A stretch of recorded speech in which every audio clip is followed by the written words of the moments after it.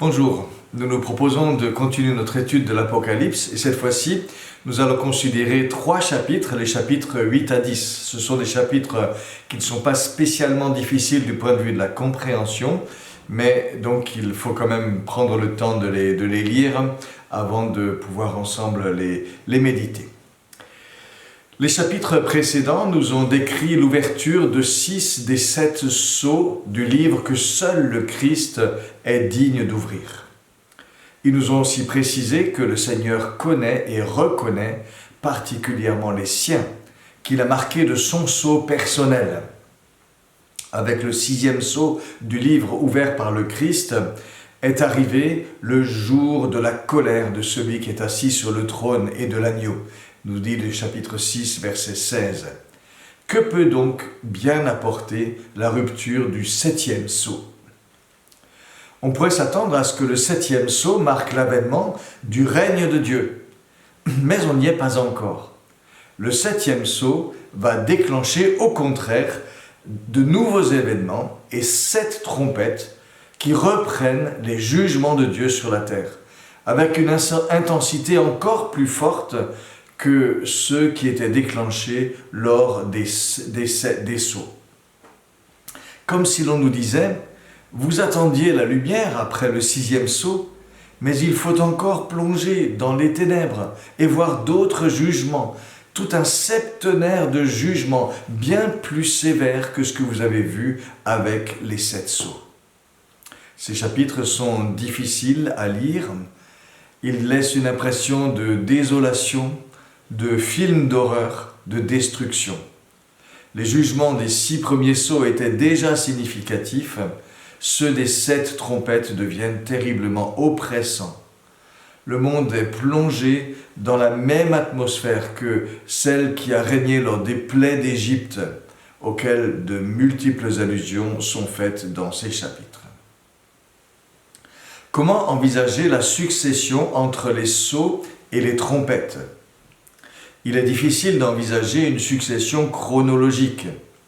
En effet, le 6e sceau nous renvoie au grand jour de la colère et de l'agneau, au jugement final de la terre. La succession, donc, n'est pas chronologique, mais elle est dans l'intensité. Les 7 sceaux parlent d'avertissements qui ont lieu tout au cours de l'histoire. Les 7 trompettes nous disent que Dieu a un autre langage à sa disposition, bien plus fort encore que ces avertissements. Les 7 sceaux s'adressent aux croyants essentiellement. Lorsque vous voyez ces choses, sachez que c'est le Seigneur qui est aux commandes, c'est lui qui ouvre le livre de l'histoire, c'est lui qui ouvre les sceaux. Les 7 trompettes concernent les hommes rebelles avec des jugements forts du Seigneur, comme lors des plaies d'Égypte. Attachons-nous maintenant donc au texte lui-même, dans son détail. L'ouverture du 7e sceau est impressionnante. Lorsqu'il ouvrit le 7e sceau, nous dit le premier verset du chapitre 8, « Il y eut dans le ciel un silence d'environ une demi-heure. » C'est là ce que voit Jean dans sa vision. Le ciel où résonnent les louanges de Dieu par toute sa création, soudain est silencieux. Quelque chose d'important se prépare. Tout est à l'arrêt.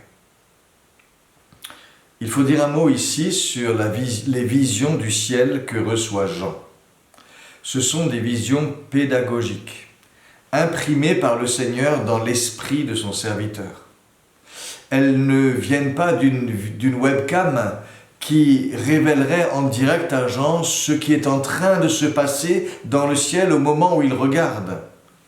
Elles s'apparentent plutôt à un film réalisé par le Seigneur lui-même pour instruire Jean et son peuple. Et c'est parce que c'est une vision qui est pédagogique qu'il peut y avoir des éléments qui combinent, par exemple, des éléments empruntés à une vision d'Ézéchiel et une vision d'Ésaïe, ce qui ne serait pas possible si on décrivait ce qui se passe vraiment dans le ciel. Et ce silence d'une demi-heure dans le ciel dit que ce qui se prépare est de nature à entraîner un silence jusque dans le ciel. Mais c'est là un langage à décrypter, c'est un mode de communication du Seigneur pour véhiculer un message. Et le message est fort. Tout se fige, tout s'arrête. Qu'est-ce qui peut bien advenir maintenant? Dans ce silence saisissant, la suite se prépare. Les 7 anges qui se trouvent devant le trône de Dieu reçoivent 7 trompettes, nous dit le verset 2. Et on attend le moment où elles vont retentir et ce que ça annoncera. Un autre ange reçoit un encensoir d'or avec beaucoup d'encens qui verse sur l'autel, l'autel aux braises ardentes. Et il le verse avec toutes les prières des saints, nous dit les versets 3 et 4 du chapitre 8. Et on comprend que tout ce qui va se passer répondra à la prière de tout le peuple de Dieu, ceux qui sont encore sur la terre et ceux qui déjà sont morts et que Jean avait décrit comme étant sous l'autel, chapitre 6, versets 9 à 11. L'encens représente les prières. Les 24 anciens déjà tenaient chacun une coupe remplie d'encens, ce qui représente les prières des saints, disait le chapitre 5, verset 8. Et on a une reprise du psaume 141, verset 8, qui parle des prières comme d'un encens. Puis l'ange prend donc une partie des braises qui étaient sur l'autel, les jette sur la terre, ce qui déclenche du tonnerre, des éclairs et un grand tremblement de terre, nous dit le verset 5. Un prélude à ce qui va suivre. La puissance de Dieu est prête à se déployer. Les anges embouchent leurs trompettes. Verset 6. On notera donc ici le rôle important et la présence des prières du peuple de Dieu. Elles sont toutes accueillies par le Seigneur comme un encens. L'ange les porte devant le trône de Dieu. Il n'est pas médiateur, pas plus que les 24 anciens ne l'étaient. Nous prions au nom de Jésus, c'est lui le seul médiateur entre Dieu et les hommes. 1 Timothée 2, verset 5. Mais ces prières sont intégrées par Dieu dans la réalisation de ses plans. C'est ce que nous dit ce texte. Alors la difficulté ici, c'est que ces prières entraînent des jugements terribles sur l'humanité. Est-ce à dire qu'il nous faut demander à Dieu qu'il exerce ces jugements, des jugements terribles sur le monde? Les martyrs demandaient justice au Seigneur, chapitre 6, verset 10. Et nous, quand nous prions que ton règne vienne. Certaines prières sont aussi des cris de douleur de ceux qui souffrent pour leur foi. D'autres, au contraire, implorent la miséricorde de Dieu sur ce monde et le salut des pécheurs. Et c'est le Seigneur qui fait la synthèse de tout cela. C'est lui qui répond, selon sa souveraineté, selon sa justice, selon sa sagesse, selon son amour. Nous ne dictons pas à Dieu ce qu'il doit faire, c'est lui le décideur. Mais nos prières sont intégrées dans ses décisions. Nous ne sommes jamais oubliés, c'est ce que nous rappelle ce texte. Et c'est émouvant de penser qu'alors qu'il y a un silence dans le ciel, les prières qui montent de la terre restent présentes, figurées par l'encens. Les 7 trompettes vont donc retentir l'une après l'autre. Comme pour les sceaux, on a une structure en 4 plus 3. Les 4 premières trompettes se ressemblent, suivies de 3 malheurs plus terribles que les 4 jugements, Ces 3 malheurs sont annoncés de manière spéciale par un aigle qui vole au milieu du ciel, nous dit le chapitre 8, verset 13. L'ensemble nous plonge dans une situation, dans une atmosphère oppressante et quasi hallucinante. Les 4 premières trompettes voient la destruction partielle, mais systématique, d'une grande partie de la terre et de ce qui s'y trouve, par des cataclysmes qui s'abattent sur le monde. Du feu et de la grêle, qui détruisent un tiers de la terre, des arbres et de toute herbe verte. C'est la première trompette, chapitre 8, verset 7. Une montagne embrasée, peut-être un volcan, qui pollue un tiers de la mer et des poissons, et qui détruit un tiers des navires. C'est la deuxième trompette, chapitre 8, versets 8 à 9. Puis une étoile brûlante qui tombe et qui pollue un tiers des fleuves et des sources d'eau, qui deviennent amères et mortifères. C'est la troisième trompette, chapitre 8, versets 10 à 11. Et enfin le ciel qui se voile et le soleil, la lune, les astres qui perdent un tiers de leur clarté. C'est la quatrième trompette, chapitre 8, verset 12. Tout cela rappelle les 10 plaies d'Égypte, la grêle pour la première trompette, les eaux du Nil pour la deuxième et la troisième trompette, les ténèbres sur la terre pour la quatrième. Mais l'ampleur de ce qui se passe ici est bien plus grande que ce qui s'est passé lors de la sortie d'Égypte. L'ensemble semble décrire une pollution qui se généralise à grande échelle, accompagnée de phénomènes climatiques destructeurs. Cette vision pouvait sembler complètement exagérée il y a 50 ans. Elle prend aujourd'hui une redoutable acuité. Les 3 trompettes suivantes sont annoncées par une mise en scène particulière. Un aigle vole au milieu du ciel, bien visible par tout le monde habité, et il annonce un triple malheur. Et cette fois-ci non plus sur la création, mais sur les habitants de la terre. Le premier malheur, la 5e trompette, s'ouvre par la vision d'une étoile tombée du ciel sur la terre, et à qui est remise la clé du puits de l'abîme. L'étoile figure ici plutôt un être céleste qu'un astre lui-même, à cause du rôle qui lui est attribué. Est-ce un ange de Dieu? Est-ce au contraire Satan? Le langage et le contexte orientent plutôt vers Satan. Il est tombé du ciel, ce que Jésus dit de lui dans Luc 10, verset 18, et ce que dit aussi l'Apocalypse dans Apocalypse 12, verset 9. La suite du passage parle aussi de l'ange de l'abîme, qui est le roi des créatures qui sortent de cet abîme. Chapitre 9, verset 11.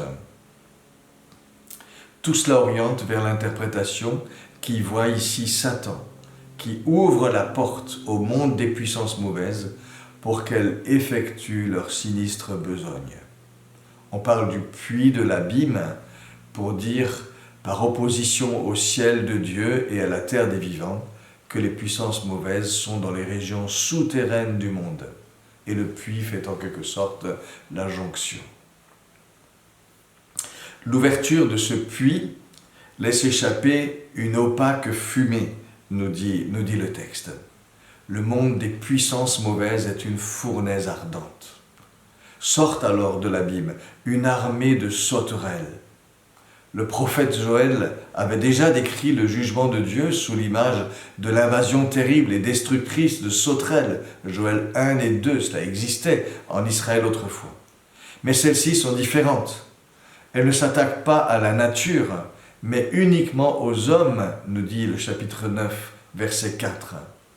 Elles ont un pouvoir qui s'apparente à celui des scorpions. Elles infligent des souffrances atroces par leurs piqûres, mais sans faire mourir. Et cela dure 5 mois. 5 mois sans répit, de tourments qui font désirer la mort, mais sans qu'elle vienne. Chapitre 9, versets 5 et 6. Sont épargnés cependant tous ceux qui sont revêtus du sceau de Dieu sur leur front. Chapitre 9, verset 4. Et on voit ici que le jugement est différencié, comme lors des dernières plaies d'Égypte. Mais ceci dit, ces sauterelles sont redoutables, et elles nous sont décrites en longueur au chapitre 9, versets 7 à 11. Elles ont la puissance des chevaux, verset 7. Elles partent pour vaincre, elles ont des couronnes, verset 7 aussi. Elles ont l'intelligence des humains, verset 7. Elles peuvent séduire probablement ce qu'évoquent les cheveux de femme, verset 8. Mais leur morsure est pareille à la gueule des lions, à une morsure de lion, verset 8. Ce sont de vraies machines de guerre, verset 9. C'est par leur queue qu'elles infligent leur venin de scorpion, verset 10.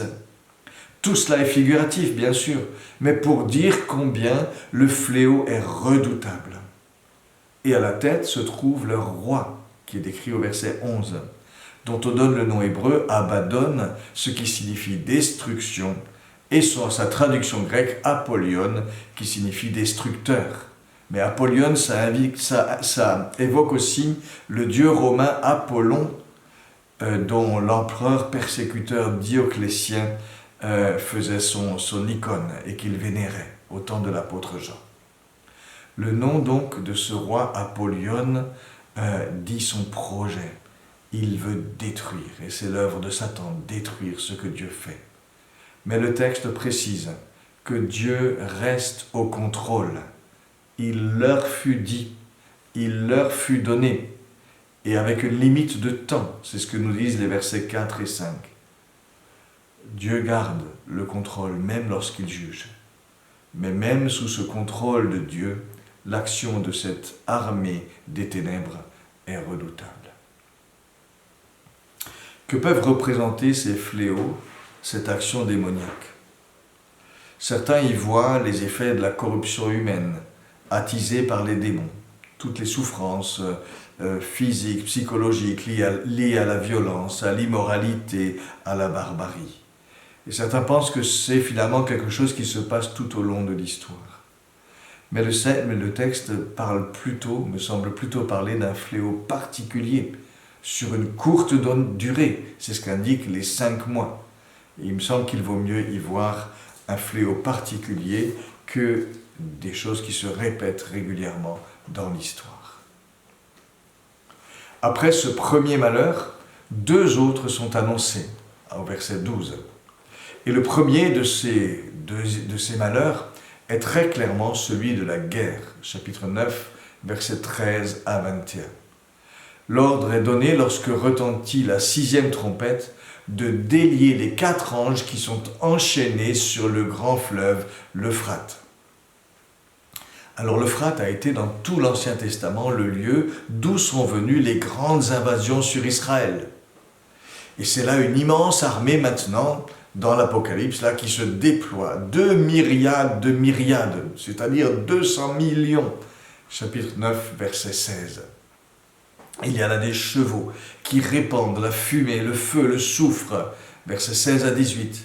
Ils sont redoutables par leur bouche qui répand ce feu et par leur queue qui est comme des serpents venimeux.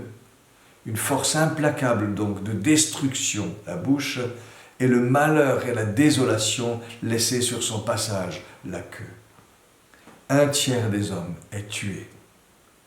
Pas besoin de penser à une armée de démons. Avec son langage imagé, cette vision nous parle d'une armée humaine qui de partout sème la destruction.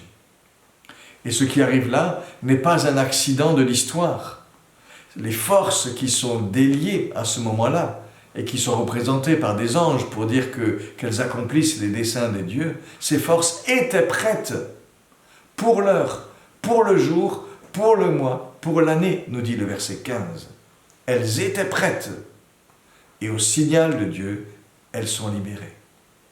Et on pense ici à la somme des armes de destruction qui sommeillent de partout dans notre monde et qui peuvent du jour au lendemain provoquer des ravages terribles. Mais malgré ces événements, nous dit le texte, les hommes qui ne succombent pas à ces fléaux ne se repentent pas. Ils ne se repentent ni de leurs mauvaises actions, nous dit le verset 20, ni de leur idolâtrie, ni de leur inconduite, verset 21. Cela montre bien l'intention de Dieu. Il appelait encore. Mais cela rappelle aussi l'attitude de Pharaon lors des fléaux d'Égypte. Il endurcit son cœur. Cela souligne aussi l'état spirituel véritable de notre monde, où les hommes pécheurs résistent à Dieu jusqu'à la limite extrême. C'est dans ce monde que les croyants doivent vivre, dit un commentateur. Il n'y en a pas d'autre. La 7e trompette sera celle du jugement dernier. Et cela nous est rapporté bien plus loin, chapitre 11, versets 14 à 19. Que dire de ces trompettes? Elles évoquent, nous l'avons dit, les 10 fléaux d'Égypte. Elle s'ouvre par les prières des croyants, tout comme les fléaux d'Égypte s'ouvraient par les cris des Israélites autrefois. Elle touche le monde, au monde puis aux hommes, mais elle distingue également les croyants des incroyants. Elle manifeste aussi la dureté du cœur des hommes, tout comme cela avait été le cas lors des fléaux d'Égypte. Mais ces 7 trompettes sont bien plus universelles que les plaies de l'Égypte. Et par rapport au sceau, au chapitre 6, elles représentent vraiment un accroissement d'intensité. Leur ampleur, par contre, est moindre que le désastre cosmique qui était annoncé en relation avec le 6e sceau. Ce qui veut dire que ces 7 trompettes se situent avant ce 6e sceau. Alors est-ce qu'il faut voir dans ces 7 trompettes des réalités qui s'égrènent, qui se déroulent tout au long de l'histoire, comme les 6 sceaux? Le message serait alors de dire que Dieu a en quelque sorte 2 niveaux d'avertissement. Un niveau fort qui correspondrait au sceau et un niveau encore plus fort qui correspondrait aux trompettes. Mais on peut aussi penser que ces 7 trompettes parlent d'une intensification des jugements à la toute fin des temps. Après avoir averti tout au long de l'histoire, le Seigneur, sur la fin, intensifie son action et ses jugements. Et il me semble que le schéma général de l'Apocalypse favorise une telle vision des choses, une intensification des jugements à la toute fin des temps. Après la 6e trompette et avant le dernier malheur, Jean reçoit une autre vision dans laquelle il lui est demandé à lui-même de jouer un rôle actif. Et c'est l'une de ces parenthèses dont l'Apocalypse a le secret. Et cela permet de souligner une vérité qu'il faut surtout bien prendre en compte. Jean a d'abord la vision d'un ange puissant, chapitre 10, verset 1. Cet ange fait penser à la vision du Christ glorifié du chapitre 1, avec l'arc-en-ciel sur sa tête, le visage comme le soleil, les jambes comme le feu, son rugissement comme celui d'un lion. Et certains pensent que c'est le Christ, en effet.